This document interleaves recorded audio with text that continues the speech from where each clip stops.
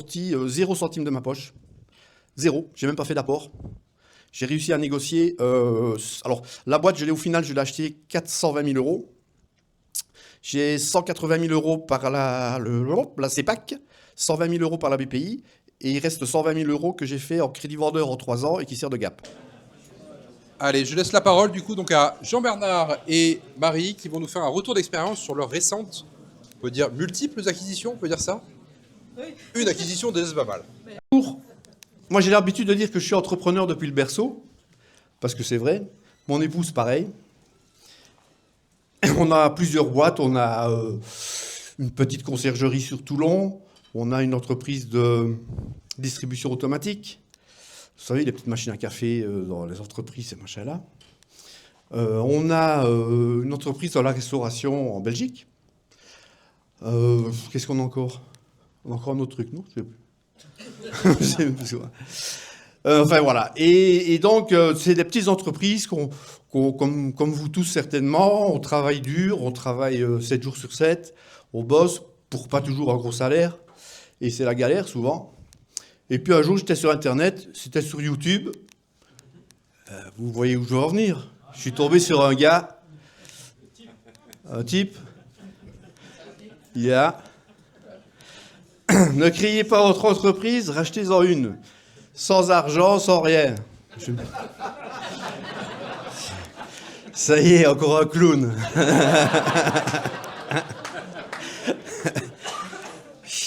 Parce que sur Internet, il y en a des clowns, hein, ça c'est clair. Et puis je me dis, je regarde quand même la vidéo jusqu'au bout.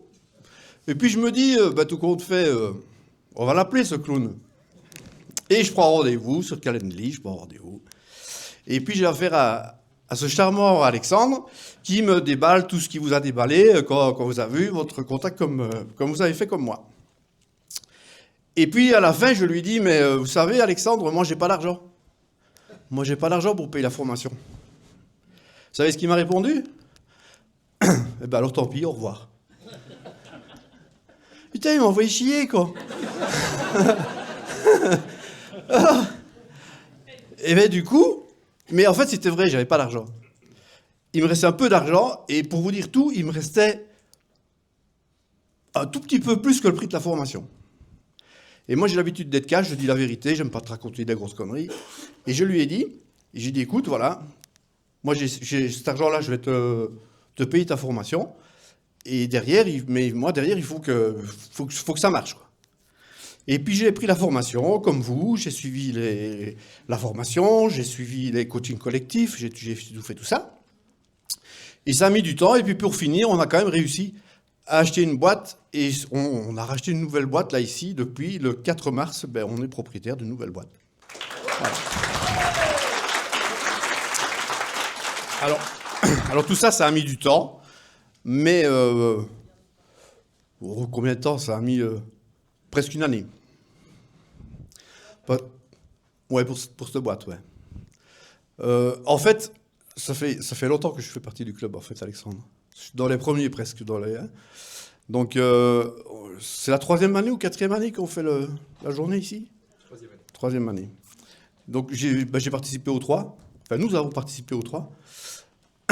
Et donc, plutôt que de vous expliquer comment j'ai fait pour racheter la boîte, comment j'ai fait tout ça, je vous propose de me poser des questions et j'y réponds et peut-être que ça peut vous servir, si ça vous va.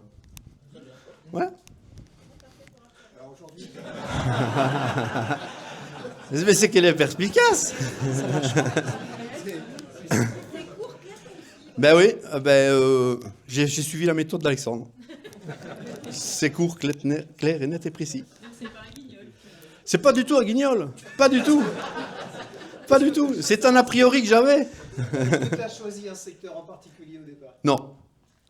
J'ai étudié plus 200 boîtes que j'ai étudiées. Oh, on a étudié. Oui. Ouais, merci.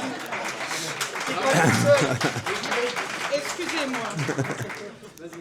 Excusez-moi. Attendez, je vais quand même vous dire quelques mots. Parce qu'à la base, Jean-Bernard, il m'a dit, viens voir, j'ai rencontré quelqu'un sur Internet, etc. Oui, d'accord.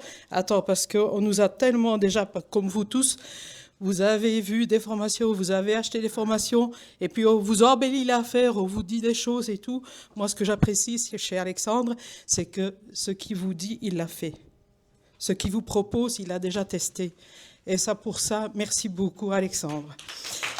Je voudrais aussi vous dire quelque chose, parce que, comme vous le voyez, je suis une femme, et dans beaucoup de réunions, des fois, je suis toute seule. Or, je trouve ça dommage, parce que nous, les femmes, ici, j'en vois quelques-unes. C'est dommage, parce qu'il devrait en avoir plus, parce que je pense que derrière tout grand homme, il se cache une femme qui fait le ménage, le linge, qui élève les enfants. Et ça. Et souvent, bon, nous, on a décidé de travailler main dans la main, ensemble. Et je suis fière aujourd'hui d'être à côté de lui, parce que c'est un homme extraordinaire. Et je vous remercie toutes les femmes, y compris Hélène. J'ai bien choisi. Lui peut-être aussi, hein? Oui, bien sûr, ça je suis d'accord avec vous, mais ce que je voulais mettre en avant aussi, c'est que voilà, comme Alexandre aussi, il a Hélène, où il y a pas mal de choses que Hélène fait aussi, et merci à toi aussi, Hélène. Donc je vous repasse mon incroyable mari. Je t'aime. Voilà. Je l'aime profondément. Allez, allez, ouais. Allez, une petite question. Allez. Juste une petite question concernant le CA de cette société et son secteur d'activité. Alors, c'est une boîte qui est dans le BTP, c'est de la rénovation, et ça fait à peu près un chiffre d'affaires constant, à peu près d'un bon million. Il y a une dizaine de salariés, et pour un EBE plus ou moins constant, 200 000 euros. Voilà. Oui.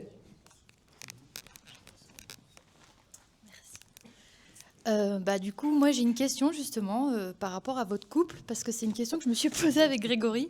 Comment vous avez fait pour définir les rôles de chacun justement dans cette aventure? Bah, ça c'est facile, je fais tout, elle ne fait rien. Vous applaudissez, merci. Hein. Non, alors il faut savoir que on est un couple un peu particulier. Ça, vous l'avez déjà remarqué, je pense. Mais comme je vous l'ai dit tout à l'heure, on a une affaire dans la restauration en Belgique, qui est une affaire saisonnière. Et sinon, nous, on habite dans le Var. Donc ça veut dire que pendant 7 mois de l'année, on est séparés, parce que mon épouse s'occupe de la Belgique, et moi, je m'occupe des boîtes du Var. Donc, je ne vous fais pas dire. Non, mais ça, c'est marrant quand on le dit, mais en fait, dans la réalité des choses, c'est que c'est quand même un peu compliqué, parce que moi, je ne me suis pas marié pour être séparé. Mais voilà, c'est ça, il faut savoir ce qu'on veut, il faut savoir si on veut grandir, il faut savoir ce qu'on veut faire. Et voilà. J'ai un peu répondu à votre question ou pas? Attends, alors, Ah oui, qu'est-ce qu'on fait? Mais c'est-à-dire que moi, elle analyse les bilans, parce que moi, j'ai du mal un petit peu avec ça. Donc, elle analyse surtout les bilans, et puis, moi, je fais tout le reste. Non, allez, vas-y, dis ce que tu fais, allez. Plus facile. Non, alors faut savoir une chose, moi je ne suis pas très technologie. Donc tout ce qui est ordinateur, tout ça, c'est pour lui. Maintenant, j'ai quand même appris à analyser les boîtes, regarder les chiffres, etc. Et puis, comme je vous dis, on travaille ensemble, main dans la main, mais définir vraiment qui fait quoi, c'est pas vraiment... On n'a pas de tâche précise. Voilà, il faut s'entendre vraiment dans le couple, il faut se faire confiance. Comme on vous a dit tout à l'heure, ça fait quand même 40 ans qu'on est mariés, donc même si on est séparés, on sait très bien qu'on peut s'appuyer l'un sur l'autre. Et il faut se faire confiance et aussi discuter et dialoguer. Voilà, est-ce que tu penses que si? Est-ce que tu penses de faire comme ça? Voilà, est-ce que c'est bien ci? Est-ce que c'est bien ça? Voilà. Il faut beaucoup dialoguer. Du coup, il y a un système pour... Il n'y a plus de batterie. J'y suis allée avec, mais lui, il a beaucoup négocié quand même parce que, comme on vous dit, on est séparés une partie de l'année, donc il y a des fois où je ne peux pas être présente. Je suis dans la mesure du possible, on va à deux. On essaye d'être à deux dans l'ensemble des réunions et tout. Je pense que ce n'est pas nécessairement ce qu'Alexandre préconise dans la formation, mais j'ai remarqué que quand on va en couple, suivant les personnes ou l'interlocuteur qu'on a en face de soi, ça peut être bénéfique. J'ai remarqué que ça pouvait être bénéfique. On a joué ça notamment sur les banquiers, etc. j'ai toujours... je me présente toujours comme je vous ai présenté, je me suis présenté à vous tout à l'heure en disant que je suis entrepreneur depuis le berceau. Donc comme ça, je mets le cadre direct dès que j'arrive. Et on dit qu'on est une entreprise familiale, qu'on travaille avec nos enfants, etc. Et en fait, ça rassure. Souvent, ça rassure. Voilà. Oui ? Vas-y. On se tutoie tous, il n'y a pas de souci. Bon, moi, ça va faire 30 ans que je suis avec ma femme. Je l'ai rencontrée à 14 ans. Quand je vais lui dire qu'on doit se séparer 7 mois par an pour que ça tienne encore 10 ans de plus. Vous êtes hyper drôle, donc déjà, merci pour ça. La question, vu la marque de ton polo, j'ai l'impression que tu es golfeur. Est-ce que c'est quelque chose qui a aidé dans le processus de reprise d'entreprise ? Pas du tout, je trouvais le polo sympa. C'est vrai en plus. Et c'est vrai. Ouais, non, là, c'est un imposteur. Et toi, t'es un interprète. Vous avez encore des questions ? Peut-être des questions techniques. Enfin, moi, je sais pas. Je suis là. Si on peut vous aider, moi, voilà. C'est bien de rigoler, mais après. Alors, comment j'ai trouvé la boîte ? Ça, c'est une bonne question. Combien j'ai envoyé de courrier ? 0. Combien j'ai envoyé de mails ? 0. J'ai tout fait avec du relationnel. Tout. Je vais dans beaucoup de clubs de business, je vais dans beaucoup de réunions, je vais... vous voyez qui c'est, Anthony Bourbon ? Voilà, je fais partie de son club Blast. Mais moi, je n'investis pas dans les startups. Je m'en fous. Ça fait 3 ans que je fais partie du club d'Anthony Bourbon. Je crois que j'ai mis 2 000 € sur une startup suisse. Moi, je vais faire du relationnel. Chaque fois qu'il y a une réunion tous les trimestres, moi, je vais pour faire du relationnel, pour rencontrer des gens. Et je rencontre des ouvriers, des employés. Tiens, ton patron, il ne vend pas sa boîte ? Voilà, c'est comme ça que je fais. Et cette boîte-ci qu'on a rachetée, j'ai été à une réunion de la Chambre du commerce et d'industrie du Var. Et il y avait un comptable qui a présenté une boîte. C'est comme ça que je l'ai eu. J'ai été trouver le comptable, et puis voilà, ça s'en finit. Maintenant, il faut savoir une chose, je vais vous couper 2 petites secondes. Oui, c'est vrai, on est en couple sympa, on rigole et tout, mais sachez qu'une chose, c'est que quand tout à l'heure, l'avocate parlait du chemin avec des cailloux, nous, on a eu des rochers, des montagnes et on en a encore devant. C'est-à-dire que nous, on a aussi énormément de problèmes, que ce soit santé, personnel, entreprise, voilà. Comme tout le monde. Comme tout le monde. Il ne faut pas croire que nous, on est là, piscine love, il n'y a rien qui se passe, hein, que du contraire. Mais on a tout mis dans les valises et on a laissé ça chez nous. Voilà.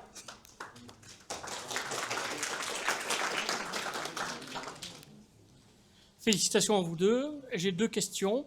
La première, depuis mars, est-ce que vous avez mis en place un DG ou est-ce que c'est un des 2 qui s'occupe de l'entreprise ? Et la deuxième, soit en montant ou soit en pourcentage, l'apport, financement bancaire, crédit vendeur, earn-out. Je t'explique tout ça. Il faut savoir que la boîte que j'ai rachetée, elle était dirigée par donc le cédant et un conducteur de travaux. Donc c'était les deux personnes principales de l'entreprise, puisque un conducteur de travaux, c'est normalement, il va voir ce qu'il y a à faire, il fait les devis, etc. etc. Il faut savoir que le conducteur de travaux principal, il arrive à la retraite. Son dernier jour, c'est aujourd'hui. Et le cédant, puisqu'il vend sa boîte, j'ai négocié un accompagnement avec lui jusqu'à fin juillet. Et puis, il s'en va aussi. Sans compter que la secrétaire, c'était l'ex-femme du patron, qui ne s'entendait plus, bien entendu, qui avait un salaire de ministre, parce que plutôt que de payer des pensions alimentaires, il s'était arrangé que ce soit la boîte qui paye, et qui partait aussi à la retraite. Ça veut dire que nous, d'un coup, on avait toute la tête de la boîte qui était décapitée. Plus des gains. Je connais rien en BTP, moi. Moi, j'ai racheté une boîte de BTP, mais j'y connais rien. Je suis un très bon bricoleur, j'ai plein d'outils, plein de trucs, mais être un très bon bricoleur ou gérer une boîte de BTP, c'est pas du tout pareil. Donc, j'ai recruté ce que ils ont dit tout à l'heure, là, A-Player. Je savais ce que c'était un A-Player. Et donc, j'ai passé une annonce bien spécifique, tournée d'une certaine manière, pour justement accrocher ce genre de personnes. J'ai passé une annonce sur Indeed. En 3 jours, on a eu 114 personnes qui nous ont contactés. Sur les 114 personnes, on a fait, je pense, une quinzaine d'entretiens physiques. Sur les 15, on en a retenu 4 Et sur les 4, j'en ai embauché 2. Donc un qui remplace celui qui part à la retraite aujourd'hui, et un qui va remplacer le cédant d'ici 15 jours. Et après, pour ta deuxième question concernant le financement... Ouais, vas-y. Alors, j'ai négocié 4 mois d'accompagnement avec le cédant gratuitement dans le prix de cession. Oui, mais c'est les DG qui vont le faire ou c'est toi? C'est ceux que tu as recrutés qui vont faire l'accompagnement avec le cédant. C'est moi qui suis accompagné. C'est moi qui suis accompagné. Ouais. Oui. Les gens que j'ai recrutés, ils connaissent leur métier. Tu les prends, tu les mets sur le terrain, ils savent ce qu'il faut faire. Il faut juste un peu les encadrer par rapport à ce que moi j'ai envie de faire, quoi. Voilà. Et sinon, pour le financement, j'ai sorti 0 centime de ma poche. 0. J'ai même pas fait d'apport. J'ai réussi à négocier... alors, la boîte, au final, je l'ai achetée 420 000 euros. J'ai 180 000 euros par la CEPAC, 120 000 euros par la BPI, et il reste 120 000 euros que j'ai fait en crédit vendeur en 3 ans et qui sert de gap. C'est quoi la CEPAC, s'il te plaît? C'est la caisse d'épargne, mais c'est pour les professionnels. C'est la caisse d'épargne, si tu préfères. Voilà. Dans le sud. Ah, peut-être que, ouais, peut-être. Ah oui, voilà, c'est ça. Oui, c'est ça, caisse d'épargne pour voir c'est ça. Ah, ben voilà. Non, mais c'est surtout que je connaissais la tête. Ah. Non, mais voilà, c'est la caisse d'épargne. Mais j'ai eu le financement par la caisse d'épargne, par la BPI et un crédit vendeur. Ouais. Et la caisse d'épargne, t'as demandé 0 Ouais. C'est magnifique, hein? Ça t'étonne, ça, hein? C'était la même banque Ça t'étonne, ça? Non, c'était pas la même banque que le cédant. Non, Non. pas du tout. La banque du cédant m'a dit, mais monsieur, vous rigolez avec votre feuille d'imposition? Il faut vous dire que nous avons rencontré avec nos relationnels des très bonnes personnes. Voilà, c'est ce Ils que je nous voulais ont en fait venir. confiance. Et grâce à ça, on a pu parcourir le chemin qu'on voulait.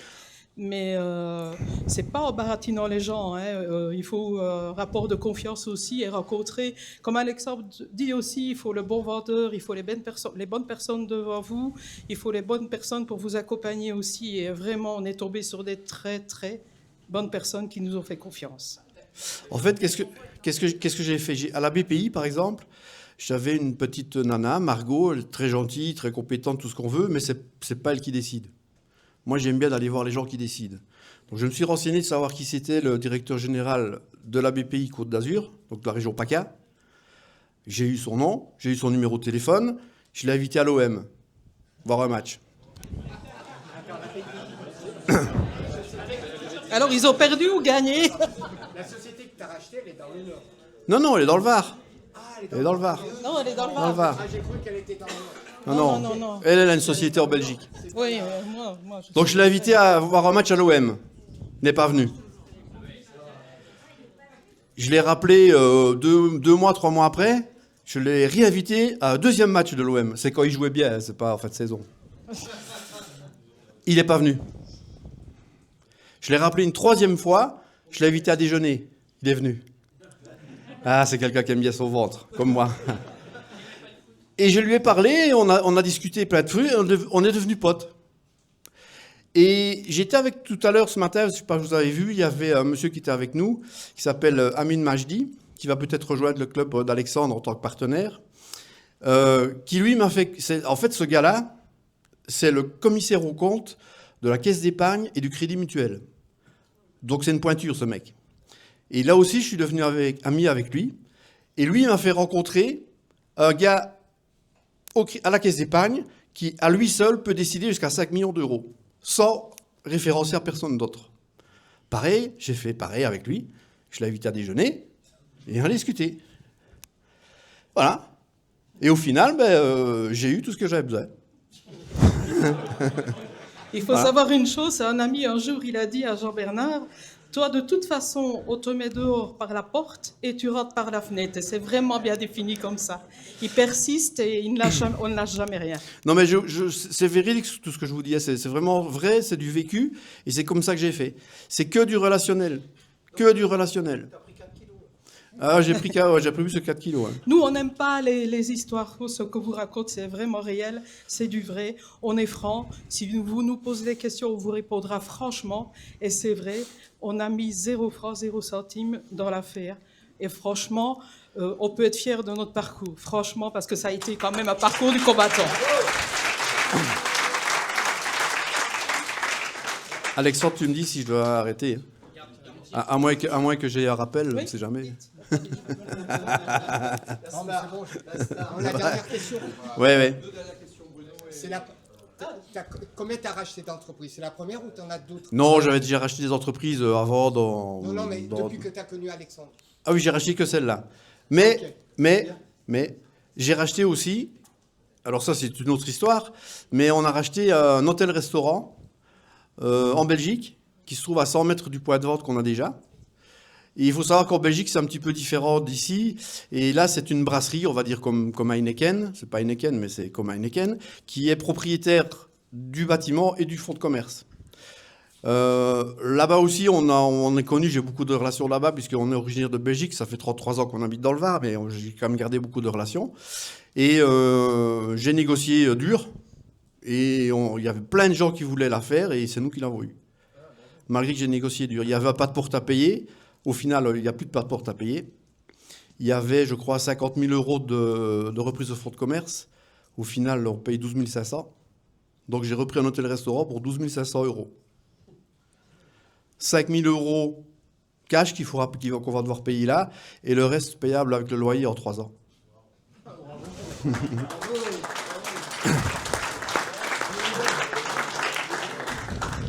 devinez qui est-ce qui va se taper tout le boulot? Peut pas être partout. Qui est-ce qui